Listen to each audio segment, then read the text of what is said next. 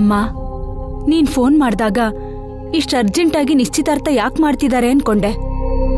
ನಾವಿಲ್ಲಿಗೆ ಬಂದು ನಡೆದಿರೋದನ್ನ ನೋಡಿದ್ಮೇಲೆ ನೀವ್ ಯಾಕೆ ಅಷ್ಟು ಆತರ ಮಾಡಿದ್ರಿ ಅಂತ ನಮ್ಗೆ ಅರ್ಥ ಆಯ್ತಮ್ಮ.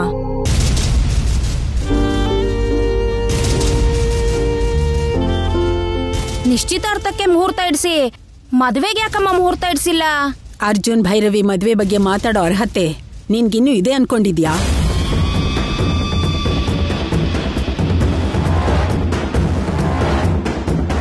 ಯಾಕಮ್ಮ ಹಾಗಂತ ಇದೆಯಾ? ಭೈರವಿನ ನನ್ ಮಗನ ಮದ್ವೆ ಮಾಡ್ಕೊಳ್ಳೋ ಅದೃಷ್ಟ ಇಲ್ದೇ ಹೋದ್ರು ನನ್ನ ಅಕ್ಕನ ಮಗ ಮಾಡ್ಕೊಳ್ಳೋದು ನನಗ್ ಸಂತೋಷನೇ ಅಮ್ಮ. ಏನೋ ಆಸೆ ಪಟ್ಟೆ, ಆದ್ರೆ ನಿಜ ಹೇಳ್ಬೇಕಂದ್ರೆ ಅರ್ಜುನ್ ಭೈರವಿ ಜೋಡಿ ನೋಡ್ತಾ ಇದ್ರೆ ಕಣ್ಣಿಗೆ ಹಬ್ಬ ಅನ್ಸುತ್ತೆ.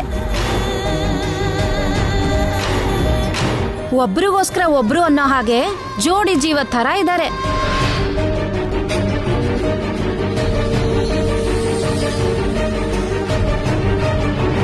ನನ್ ಗಂಡನ್ ಅಟ್ಟಿದ ಹಾಗೆ ನನ್ನೂ ಕೂಡ ಮನೆಯಿಂದ ಆಚೆಗೆ ಹಾಕ್ಬಾರ್ದು ಅಂದ್ರೆ ಹೀಗ್ ಮಾತಾಡದೆ ವಿಧಿ ಇಲ್ಲ. ಕರ್ಮ.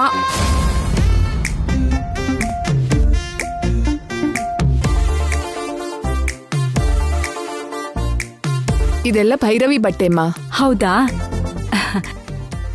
ಇವೆಲ್ಲ ನನಗೆ ಯಾಕಮ್ಮ? ಭೈರವಿಗೋಸ್ಕರ ತಂದಿದ್ಯಲ್ವಾ, ಅವಳಿಗೆ ಕೊಟ್ಬಿಡು. ಸರಿ. ನಿನ್ ಎಂಗೇಜ್ಮೆಂಟ್ಗೆ 4 ಸೀರೆ ತಗೊಂಡ್ ಬಂದಿದ್ದೀನಿ. ಅಷ್ಟೇ ಯಾಕೆ? ನಿನ್ಗೆ ಯಾವ್ದು ಇಷ್ಟ ಆಗುತ್ತೋ ನಮಗ್ ಗೊತ್ತಿಲ್ಲ ಅಲ್ವಮ್ಮ. ನಿನ್ಗೆ ಯಾವ್ದು ಇಷ್ಟ ಆಗುತ್ತೆ ಅದನ್ನ ಉಟ್ಕೋ. ಹೇಗಿದ್ಯೋ ತೆಗೆದ್ ನೋಡು. ಪರವಾಗಿಲ್ಲ. ಸಂಕೋಚ ಪಟ್ಕೋಬೇಡಮ್ಮ. ಹೆಣ್ಮಕ್ಳು ಹಾಕೊಳ್ಳೋ ಬಟ್ಟೆ ಬಗ್ಗೆ ಎಷ್ಟು ಆಸೆ ಇಟ್ಕೊಂಡಿರ್ತಾರೆ ಅಂತ ನನಗೆ ಗೊತ್ತು. ನಾಳೆ ಯಾವ ಸೀರೆ ಉಟ್ಕೋಬೇಕೋ ನೋಡು. ಸರಿ ಅತ್ತೆ.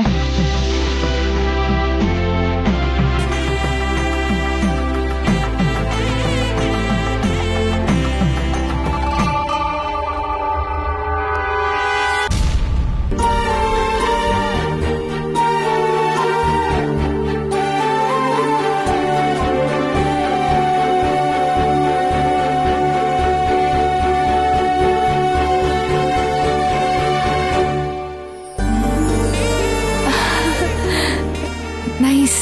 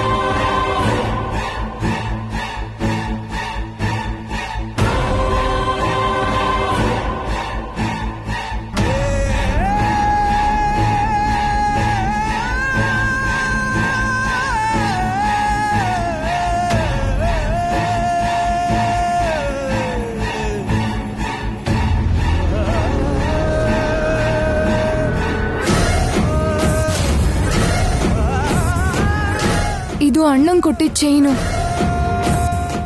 ಅಣ್ಣನ ಚೈನ್ ಇಲ್ಲಿಗೆ ಹೇಗೆ ಬಂತು? ಯಾರಿಟ್ಟಿರ್ಬೋದು?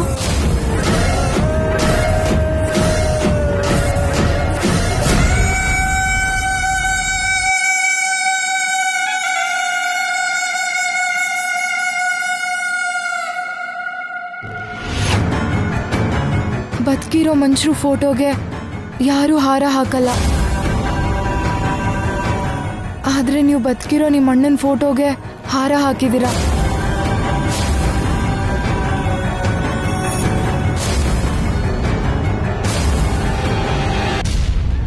ಶವ ನೋಡಿರೋದಕ್ಕೆ ನೀವು ನಿಮ್ಮ ಅಣ್ಣ ಸತ್ತೋಗಿದ್ದಾನೆ ಅನ್ಕೊಂಡಿದ್ದೀರಾ. ನಿಮ್ಮ ಅಣ್ಣ ಸತ್ತೋಗಿದ್ದಾನೆ ಅನ್ನೋದು ಸುಳ್ಳು. ಬದುಕೇ ಇದ್ದಾನೆ.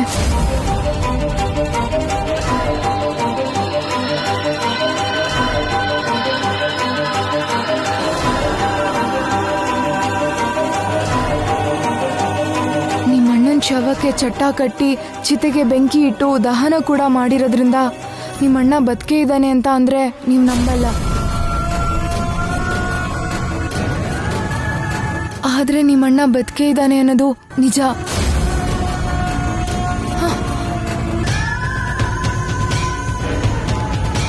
ನೀವು ನನ್ನ ಭೇಟಿ ಮಾಡಿದ್ರೆ ನಿಮ್ಮಣ್ಣನ ತೋರಿಸಿ ನಿಮ್ಮಣ್ಣನ ಜೊತೆ ಭೇಟಿ ಮಾಡಿಸ್ತೀನಿ.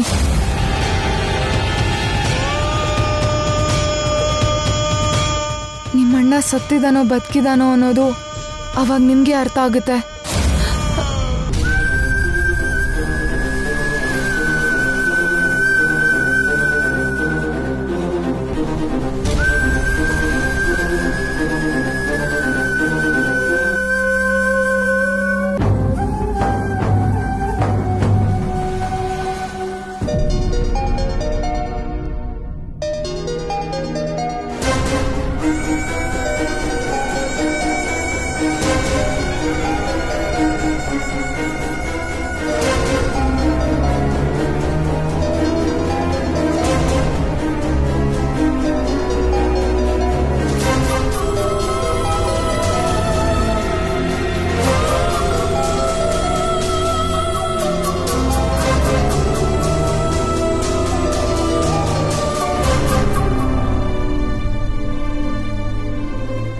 ಹಲೋ, ಯಾರು?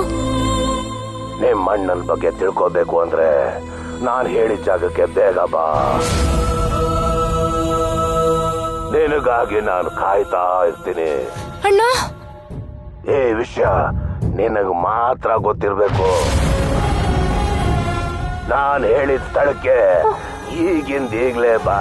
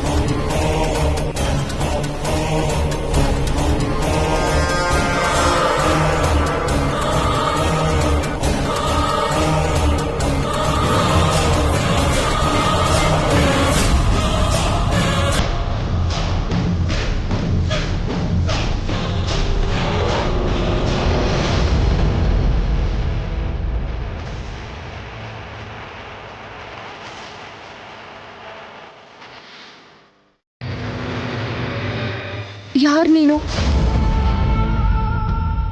ನಮ್ಮ ಅಣ್ಣನ ಬಗ್ಗೆ ಲೆಟರ್ ಬರೆದು ನನ್ನ ಜೊತೆ ಫೋನಲ್ಲಿ ಮಾತಾಡಿದ್ದು ನೀನೇನಾ? ಹೇಳು, ನೀನೇನಾ?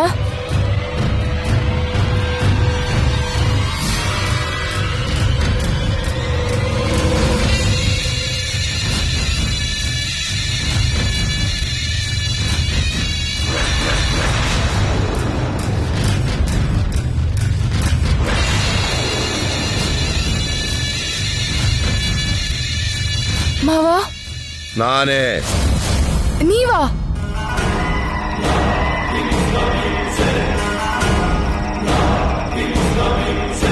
ನಮ್ಮಣ್ಣನ್ ಚೈನು ನಿಮ್ಗೆ ಹೇಗ್ ಸಿಕ್ತು ಮಾವ?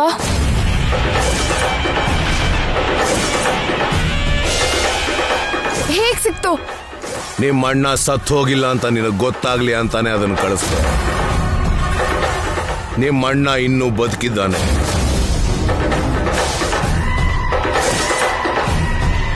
ಸುಳ್ಳು. ಅಣ್ಣ ಸತ್ತೋಗಿದ್ದಾನೆ ಅನ್ನೋದು ನಾವು ಕೇಳಿರೋದಲ್ಲ, ನಾವು ನೋಡಿರೋದು. ಕಣ್ಣಾರೆ ನೋಡಿರೋ ನಿಜಾನ ಸುಳ್ಳು ಅಂತ ಹೇಳಿ ನಂಬಕ್ಕೆ ನನ್ನನ್ನೇನು ಹುಚ್ಚಿ ಅಂತ ಅನ್ಕೊಂಡಿದ್ದೀರಾ? ನಿಮ್ ಮಗನ್ನ ಮದ್ವೆ ಆಗಿಲ್ಲ ಅನ್ನೋ ಕೋಪಕ್ಕೆ ಸತ್ತೋಗಿರೋ ನಮ್ಮಣ್ಣನ ಬದುಕೆ ಇದ್ದಾನೆ ಅಂತ ನಾಟಕ ಮಾಡ್ತಾ ಇದ್ದೀರಾ?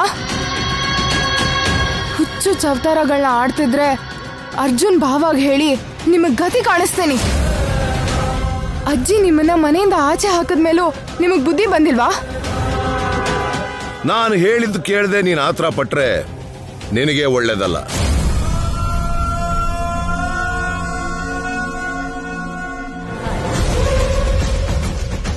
ನಿಮ್ಮ ಅಣ್ಣ ಸತ್ ಹೋಗಿರೋದು ನಿಜ ಅಲ್ಲ, ನೀನ್ ನೋಡಿದ ನಿಮ್ಮ ಅಣ್ಣನ ಶವನೂ ನಿಜ ಅಲ್ಲ. ನಿಮ್ಮನ್ನೆಲ್ಲರೂ ನಂಬಿಸೋದಿಕ್ಕೇನೆ ಸತ್ತವನ್ ಯಾವನ್ಗೋ ನಿಮ್ಮ ಅಣ್ಣನ ರೂಪ ಬರೋ ತರ ಮಾಡಿದ್ದೀನಿ.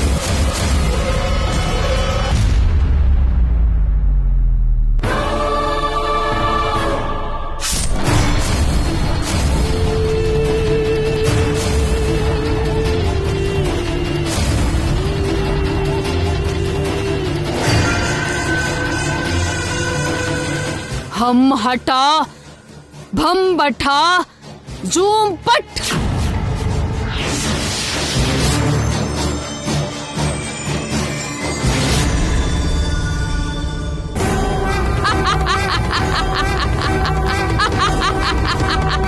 ಅವನನ್ನ ನಿಮ್ಮ ಅಣ್ಣ ಅನ್ಕೊಂಡು ನೀವೆಲ್ಲರೂ ನಂಬಿಟ್ರಿ.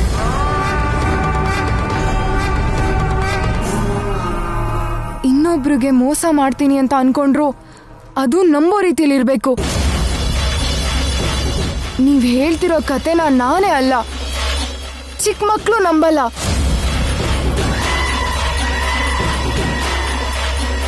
ನೀನ್ ನಂಬಲ್ಲ ಅಂತ ನನಗೆ ಗೊತ್ತು.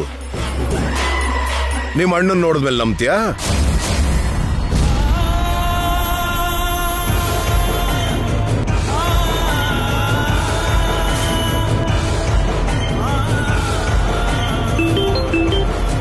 ಹೇಳಿ ಸರ್. ವಿಡಿಯೋ ಕಾಲ್ ಆನ್ ಮಾಡು. ಆಯ್ತು. ಹೇಳಿ ಸರ್. ಫೋನ್ನ ಆದಿತ್ಯನ್ ಕೊಡು. ಕೊಡ್ತೀನಿ ಸರ್.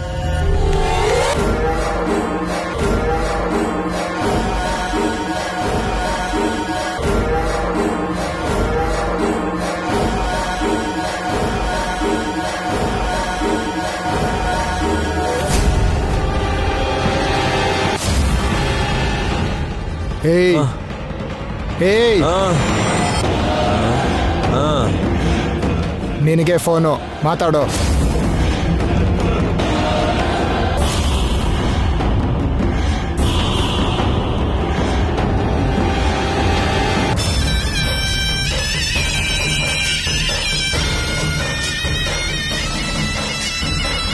ಭೈರವಿ, ಭೈರವಿ. ಅಣ್ಣ, ನೀನ್ ಬದುಕೇ ಇದ್ಯಾ? ಹೌದಮ್ಮ, ಇವರೆಲ್ಲ ನನ್ನ ಕಟ್ಟಾಕಿ ನಾನು ಸತ್ತೋಗಿರೋ ತರ ನಿಮ್ಮೆಲ್ಲರನ್ನು ನಂಬಿಸ್ತಾ ಇದಾರಮ್ಮ. ಅಣ್ಣ ಅಣ್ಣ, ಇವಾಗ ಎಲ್ಲಿದ್ಯಾ ಅಣ್ಣ? ಗೊತ್ತಿಲ್ಲಮ್ಮ, ನನ್ನ ಕಣ್ಣಿಗೆ ಬಟ್ಟೆ ಕಟ್ಟಿ ಎಲ್ಲಿಗೋ ಕರ್ಕೊಂಡು ಬಂದಿದ್ದಾರಮ್ಮ. ನಿನ್ಗೋಸ್ಕರ ಎಷ್ಟು ಹತ್ತಿದೀನಿ ಗೊತ್ತಾ ಅಣ್ಣ? ಅಮ್ಮ, ಇವರು ನನ್ನೇನೋ ಮಾಡ್ಬಿಡ್ತಾರೆ ಅಂತ ಹೆದರ್ತಾ ಇಲ್ಲಮ್ಮ, ನಿಮ್ಮನ್ನೇನಾದ್ರೂ ಮಾಡ್ಬಿಡ್ತಾರೆ ಅಂತ ಭಯ ಆಗ್ತಿದ್ಯಮ್ಮ. ಇಲ್ಲ ಅಣ್ಣ, ನಿನ್ನ ಕಾಪಾಡ್ಕೋತೀನಿ. ನನ್ನ ಪ್ರಾಣ ಕೊಟ್ಟಾದ್ರೂ ನಿನ್ನ ಕಾಪಾಡ್ಕೋತೀನಿ ಮಾವ. ಭೈರವಿ ಭೈರವಿ ಏಯ್ ಏಯ್ ನನ್ನ ತಂಗಿ ಜೊತೆ ಮಾತಾಡ್ತಿದ್ದೀರಲ್ರೋ? ನನ್ನ ತಂಗಿ ಜೊತೆ ಮಾತಾಡ್ತಿದ್ದೀರಾ ಅಂದ್ರೆ ನನ್ನ ತಂಗಿನೂ ಕಿಡ್ನಾಪ್ ಮಾಡಿದ್ದೀರಾ? ಹೇಳ್ರೋ ಹೇಳ್ರೋ. ನಂಗೇನ್ ಗೊತ್ತಿಲ್ಲ, ಸಾರ್ ಬಂದ್ಮೇಲೆ ಕೇಳೋ. ಯಾರೋ ಯಾರೋ ನಿಮ್ ಸರ್ರೋ? ಯಾರೋ ನಿಮ್ ಸರ್ರೋ? ಅದ್ ನಿನಗ್ ಬೇಕಾಗಿಲ್ಲ, ಬಾರೋ. ಏಯ್ ಹೇಳ್ರೋ ಹೇಳ್ರೋ. ನಿಮ್ಮ ಅಣ್ಣನಿಗೋಸ್ಕರ ನೀನ್ ಪ್ರಾಣ ಕೊಡೋ ಅಗತ್ಯ ಇಲ್ಲ. ನಾನು ಹೇಳಿದ್ರೆ ನೀನ್ ಕೇಳಿದೆ ಅನ್ಕೋ, ನಿಮ್ಮ ಅಣ್ಣ ಅಲ್ಲಿ ಸೇಫ್ ಆಗಿರ್ತಾನೆ. ಒಂದು ವೇಳೆ ಕೇಳಲಿಲ್ಲ ಅಂದ್ರೆ ಮೊದಲು ಕಾಲು, ಆಮೇಲೆ ಕೈ, ಆಮೇಲೆ ಕಣ್ಣು, ಒಂದಾದ್ಮೇಲೊಂದು ನಿನಗ್ ಪಾರ್ಸಲ್ ಆಗಿ ಬರುತ್ತೆ.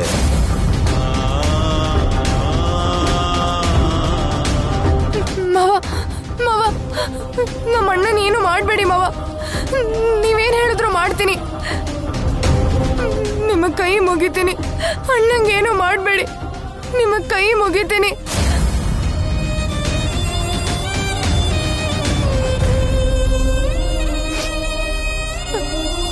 ನಮ್ಮ ಅಣ್ಣಂಗೆ ನೀವೇನು ಮಾಡಬಾರ್ದು ಅಂದ್ರೆ ನಾನು ಏನು ಮಾಡಬೇಕು ಮಾವ? ನೀವೇನು ಹೇಳಿದ್ರು ಮಾಡ್ತೀನಿ. ಏನು ಮಾಡಬೇಕು?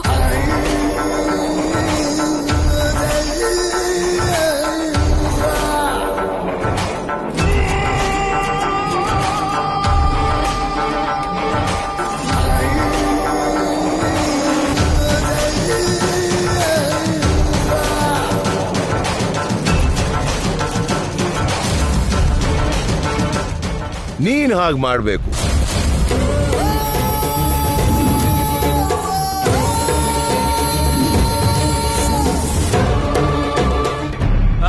ಷಷ್ಠಗ್ರಹ ಕೂಟದ ದಿನ ಬರುತ್ತಾಳೆ ಎಂದುಕೊಂಡ ನಮ್ಮ ಮಗಳು ಬರಲಿಲ್ಲ. ನಮ್ಮ ಮಗಳನ್ನು ಹುಡುಕಿಕೊಂಡು ಬರುತ್ತೇನೆ ಎಂದು ಹೋದ ಪಣೀಂದ್ರ ಸಹ ಬರಲಿಲ್ಲ. ಅವರಿಗೆ ಏನಾಯಿತು, ಎಲ್ಲಿದ್ದಾರೋ ಅವರ ವಿಚಾರ ತಿಳಿಯುತ್ತಿಲ್ಲ ಸ್ವಾಮಿ.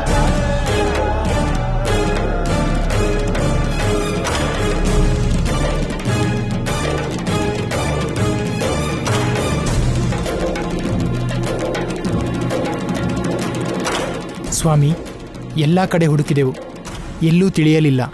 4 ದಿಕ್ಕಲ್ಲಿ ಹುಡುಕಿ ಅನುಮಾನ ಬಂದ ತಕ್ಷಣ ನನಗೆ ತಿಳಿಸಿ. ಹೋಗಿ. ಅಪ್ಪಣೆ ಸ್ವಾಮಿ.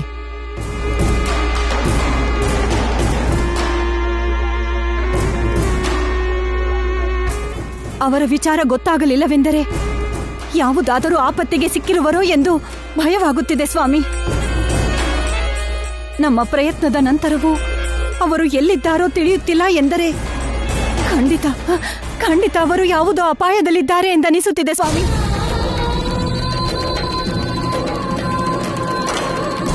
ಮಗನನ್ನು ಕಳೆದುಕೊಂಡು ಪುತ್ರ ಶೋಕದಲ್ಲಿ ಸಂಕಟ ಪಡುತ್ತಿದ್ದೇವೆ.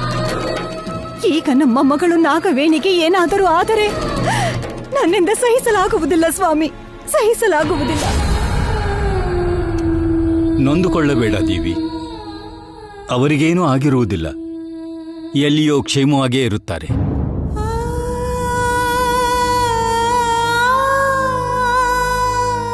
ನಾವು ಅವರಿಗೋಸ್ಕರ ಕಾಯುತ್ತಿದ್ದೇವೆ ಎಂದು ಅವರಿಗೆ ತಿಳಿದಿದೆ. ಕ್ಷೇಮವಾಗಿದ್ದರೆ ಅವರು ಬರುತ್ತಿದ್ದರಲ್ಲವೇ ಸ್ವಾಮಿ? ಆತಂಕ ಪಡಬೇಡ ದೇವಿ, ಅವರೆಲ್ಲೋ ಬಾರದೇ ಇರುವ ಪರಿಸ್ಥಿತಿಯಲ್ಲಿದ್ದಾರೋ ಏನೋ. ಬಾರದೇ ಇರುವ ಪರಿಸ್ಥಿತಿಯಲ್ಲಿದ್ದಾರೆ ಎಂದರೆ ಯಾವುದೋ ಅಪಾಯದಲ್ಲಿದ್ದಾರೆ ಎಂದೇ ತಾನೆ. ಅವರು ಕ್ಷೇಮವಾಗಿದ್ದರೆ ನಮಗೆ ಕಾಣಿಸಬೇಕಿತ್ತಲ್ಲವೇ ಸ್ವಾಮಿ? ಏನೋ ಆಗಿದೆ. ನನ್ನ ಮಗನನ್ನು ನನ್ನಿಂದ ಕಸಿದುಕೊಂಡ ಆ ಶಕುಂತಲ ಕುಟುಂಬವೇ ನಮ್ಮ ನಾಗವೇಣಿಯನ್ನು ಏನೋ ಮಾಡಿದ್ದಾರೆ ಎಂದು ಅನಿಸುತ್ತಿದೆ ಸ್ವಾಮಿ. ಖಂಡಿತ ಹಾಗೆ ಆಗಿರುತ್ತದೆ ಸ್ವಾಮಿ. ನಮ್ಮ ಮಗನ ವಿಷಯದಲ್ಲಿ ಆ ತರದ ತಪ್ಪುಗಳು ನಡೆದಿರಬಹುದು. ಆದರೆ ನಮ್ಮ ನಾಗವೇಣಿಗೆ ಅವರೇಕೆ ಅಪಕಾರ ಮಾಡುತ್ತಾರೆ ದೇವಿ? ಅಪನಂಬಿಕೆ, ಅನುಮಾನ ಕಷ್ಟವನ್ನು ಹೆಚ್ಚಿಸಿ ನಷ್ಟವನ್ನು ತರುತ್ತೆ ಹೊರತು ಅದರಿಂದ ಬೇರೆ ಯಾವ ಉಪಕಾರವೂ ಆಗುವುದಿಲ್ಲ ದೇವಿ. ಹೆತ್ತ ಮಗು ದೂರವಾದರೆ ತಾಯಿ ಮನಸ್ಸು ಎಷ್ಟು ಆತಂಕ ಪಡುತ್ತೆ ಎಂದು ನನಗೆ ಗೊತ್ತು. ಅವರೆಲ್ಲಿರುವರೆಂದು ನಾನು ತಿಳಿದುಕೊಳ್ಳುತ್ತೇನೆ. ನೀನು ಚಿಂತಿಸಬೇಡ.